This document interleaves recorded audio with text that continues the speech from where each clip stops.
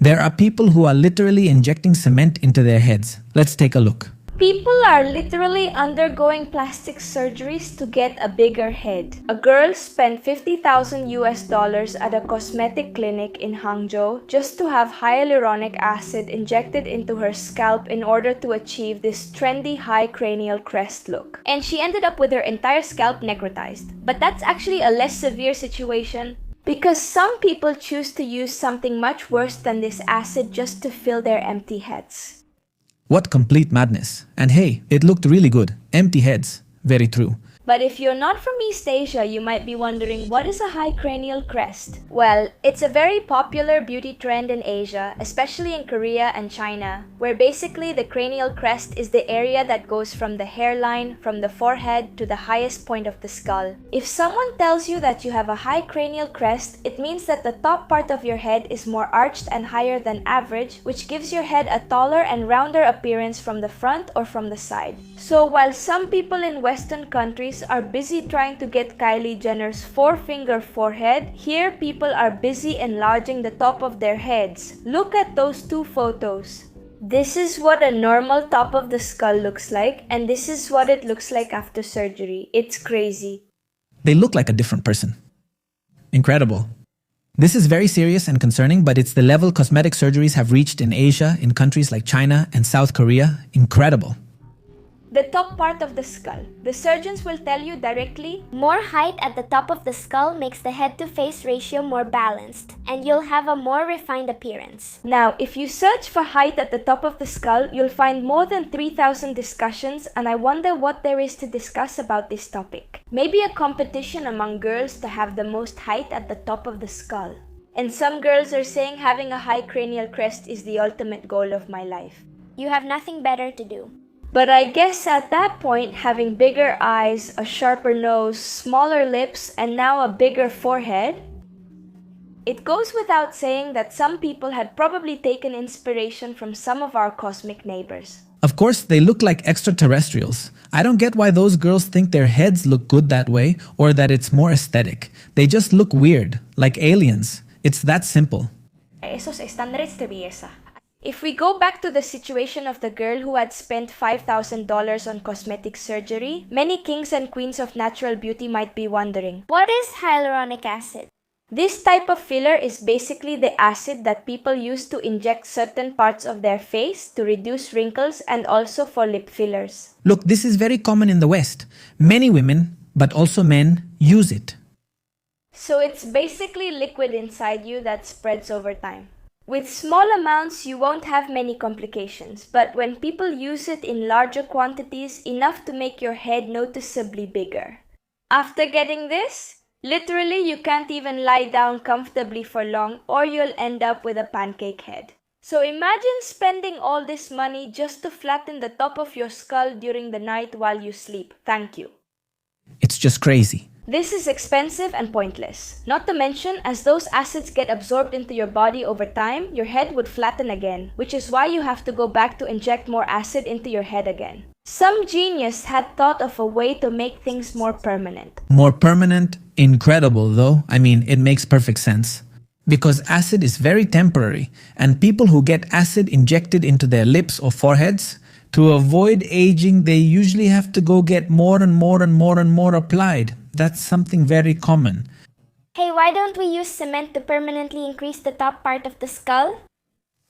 Cement, total madness. No, thank God, I'm not talking about real cement. I'm talking about bone cement, a medical material used in orthopedic surgery to fix artificial joints. Basically, it's a mixture of powdered polymethyl methacrylate and liquid methyl methacrylate. When it's mixed, it turns into a white paste like construction cement, and in a few minutes it hardens. The key is that the body doesn't absorb it, so it stays there permanently. But how does this work? How does the operation go? Let me ask you something. What happens when these people get older? I doubt they expect to live to old age after that surgery.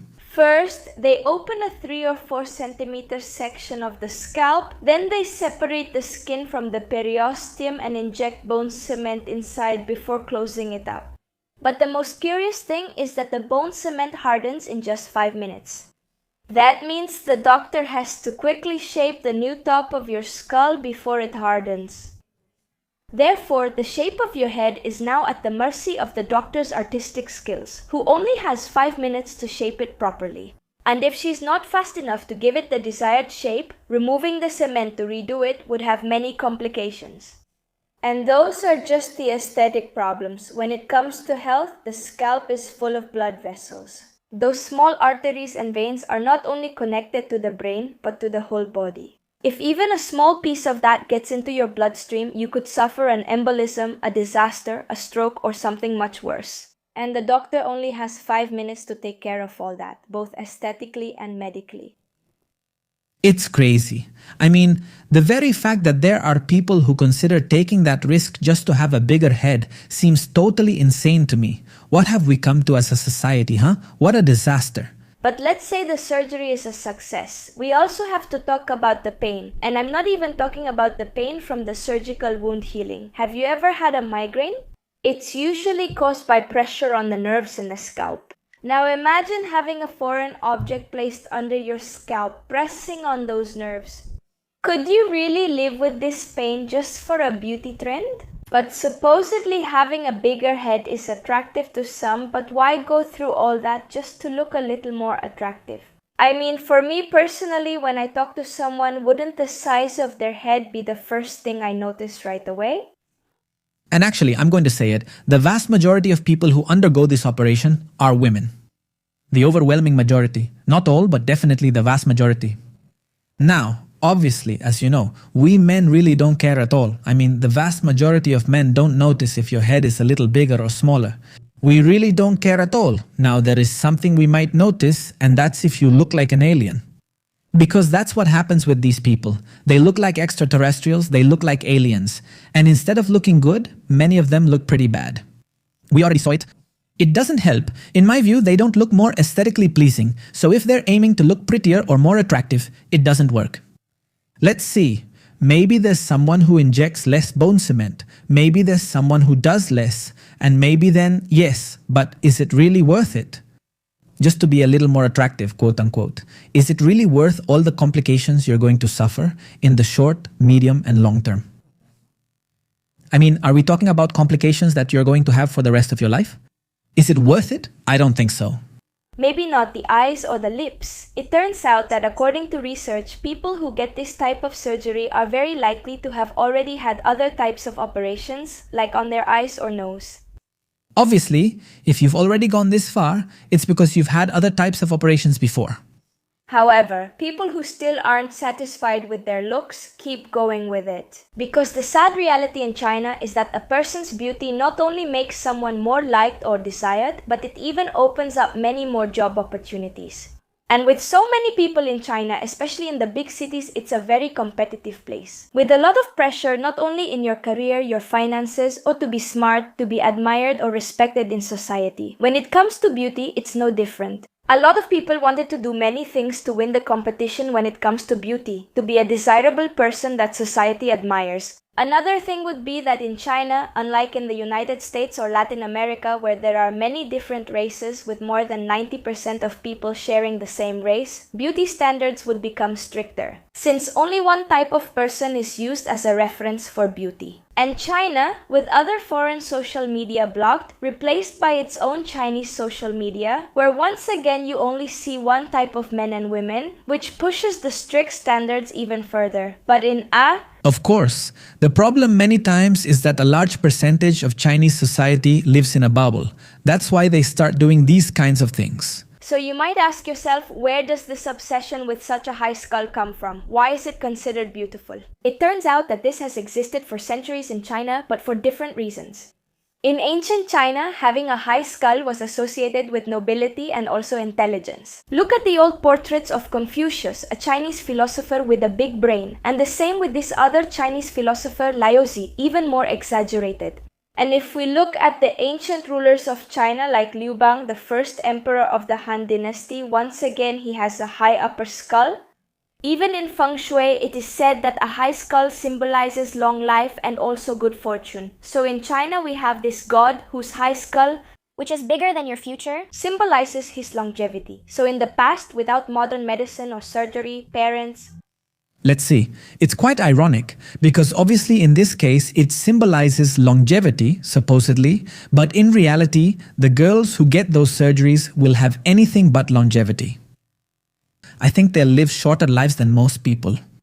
Parents used to shape their children's skulls with hard pillows or even by tying cloths around their heads so that the top of the skull would grow more. And nowadays the trend has changed. Now having a high skull is associated with youth, small and delicate faces, and also perfect proportions. The thing in East Asia is that having a smaller face has always been considered a compliment for women.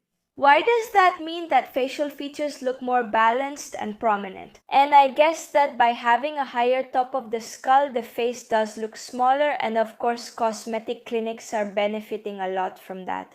They are the ones driving the beauty standard on social media to start a new beauty trend, influence everyone to conform, and putting out slogans like, do you want a more delicate face? Better proportions? A high skull is the answer.